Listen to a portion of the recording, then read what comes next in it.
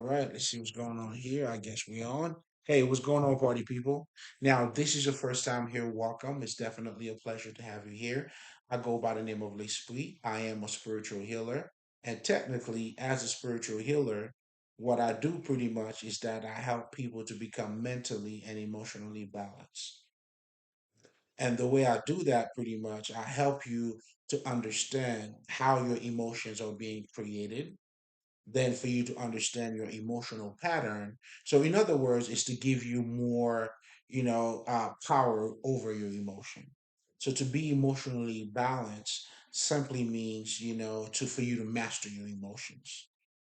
And just like anything else, you cannot master anything if you don't know the nature of whatever that you are looking to master. Meaning, you got to understand how it works, those patterns, and most importantly, if we're talking about your emotions, to be able to deal with your emotional blockages. Those would be pain, having the ability to transmute them. But first, you have to understand how your emotions work. Now, in addition to your emotions, I also help you to become mentally balanced. Now, meaning, you would have to understand how your intellect is being shaped, how it's being conditioned. Because when we're truly talking about mind control, which is going to be a little bit of what I'm going to be talking about here without me getting too much ahead of myself, unfortunately, it does have a bad connotation, meaning generally when we talk about mind control, you already look at it as something bad. You know, I mean, is it mind control? I think to a certain extent. But ultimately, when we're talking about mind control, it's you being in control of your mind because you absolutely have no mind control, or maybe if you want to call it mind control, but it's being controlled by other people. So you have no mastery at that point. But for you to become mentally balanced, then it's crucial for you to understand how your intellect is being shaped, is being conditioned.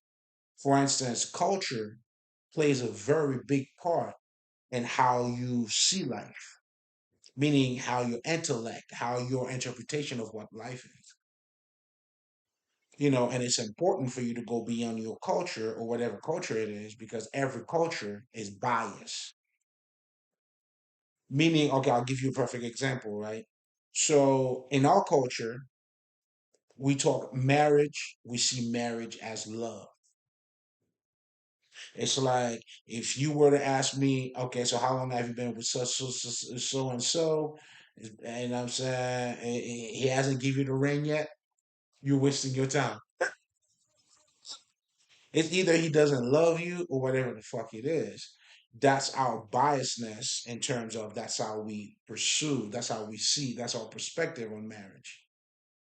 Whereas in the same culture that we are also living in, that's not the case at all. That's why you can easily get into a marriage, but for you to get a divorce, then you have to split the properties. There's a lot of other stuff that comes into it. So therefore, for marriage is not love. It has absolutely nothing to do with love. Do you see what I'm saying? So I'm saying this to say here we are in a culture where we're looking at marriage as love, whereas the act of marriage itself has nothing to do with love. And it's also important too. That's why I always tell people to go beyond your culture, because it would be hard for us to perceive the whole idea of a fucking arranged marriage.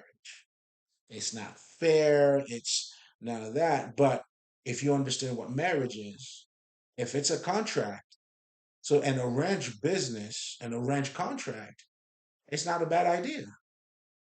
You know what I'm saying? That's why love is not involved. And in reality, if you're talking about marriage, it has nothing to do with love.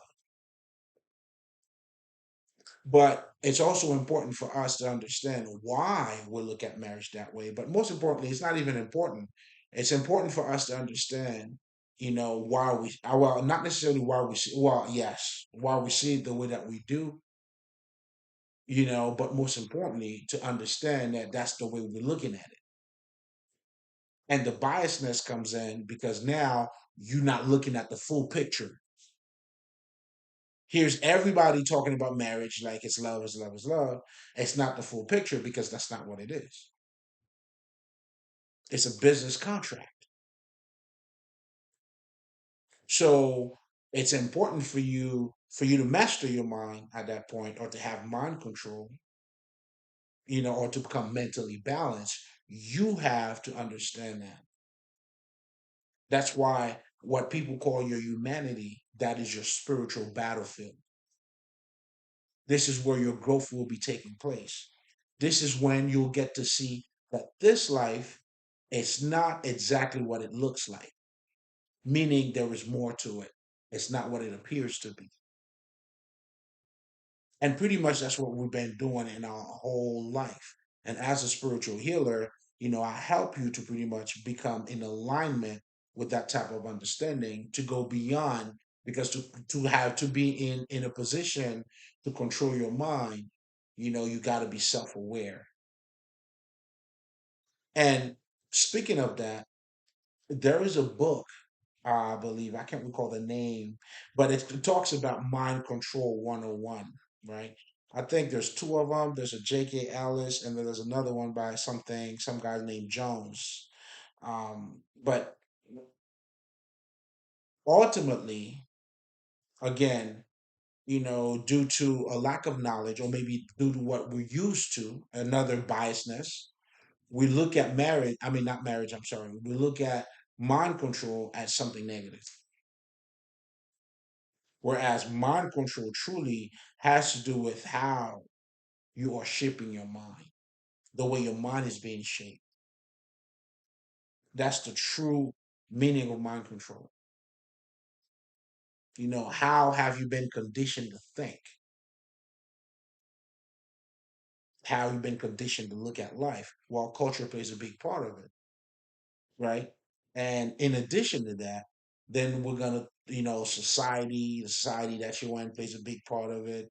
That whole chain of event or matrix that is being created based on who you should be instead of who you are. Then now your mind is being shaped that way. That's why it's important to understand the society that you're living in, because the society itself would also shape your mind. In other words, they will tell you what's acceptable, what is not acceptable. You see what I'm saying? Now we're living in a culture. I'll give you a perfect example. Again, but this is also related to mind control. Let me do this first. Okay, so that's what I help you with. So as a spiritual healer, welcome. This is gonna be another channel of mine. And the purpose of me creating this whole new channel is pretty much and it's gonna be called To Give is to Receive. And I think this would also be a good start for me to pretty much expand a little bit on those quotes, or quotes of wisdom, or wisdom quotes, however you want to say it, or those sayings. Because in my experience as a spiritual healer, but most importantly, for you to have mind control, or to have control over your mind, however you want to say it, because ultimately, and this is what I was going to say too, and I'm going to make this point quick, because even that book, they were helping you to identify what was taking place in your environment. So again, mind control is to give you more, is for you to be more aware of what's taking place around you, because you cannot have any sort of mind control, or at least if that pleases you, let's call it, you cannot have any control over your mind if you don't have self-awareness, meaning if you're not aware of what's taking place around you. It's either you're shaping your life, or your life is being shaped for you.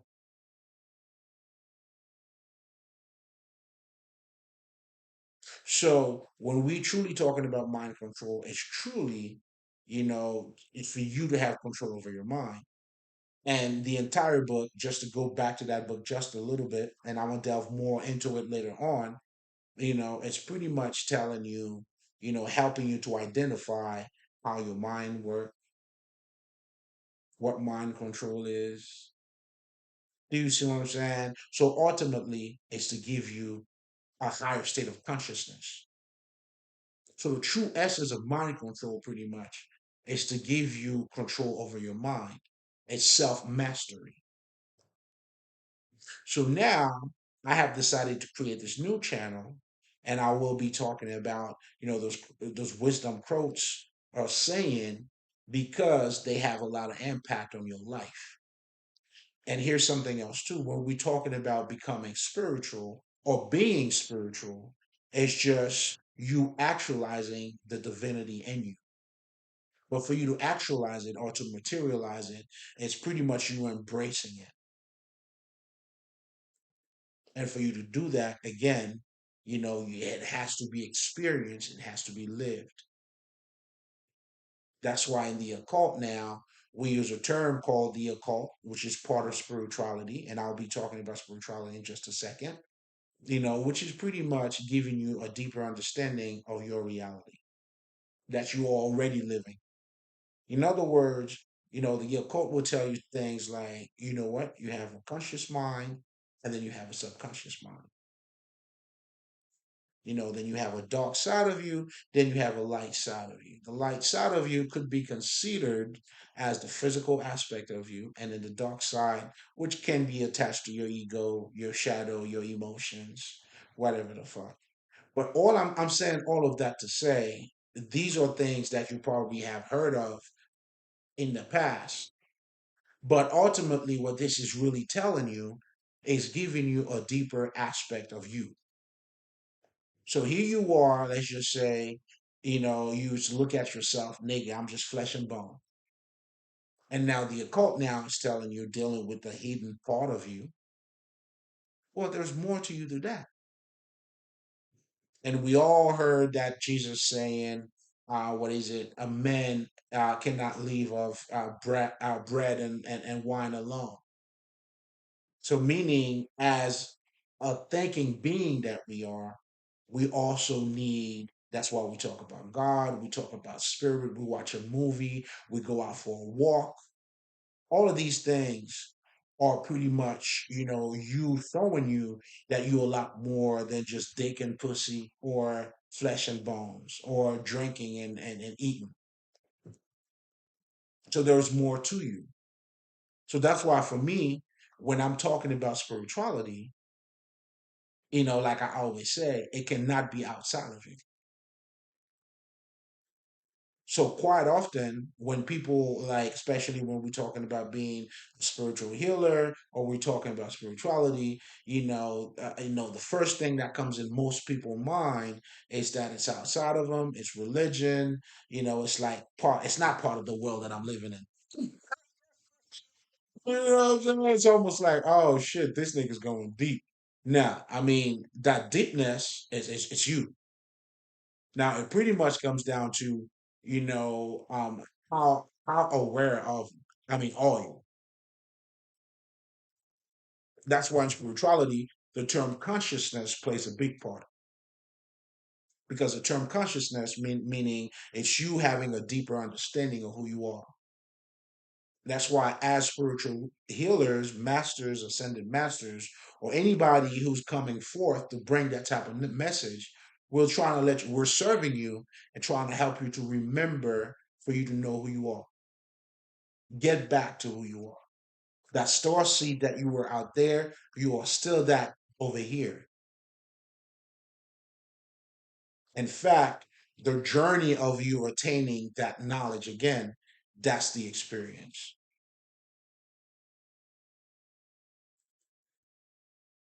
So if you understand that alone, oh, listen, man, like it's a blessing.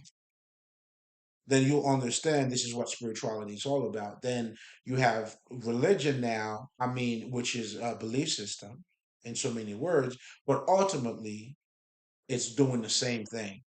You see people who are seeking for a higher side of them or a deeper side of them. Again, it's trying to find your true nature. Now, us in the occult or the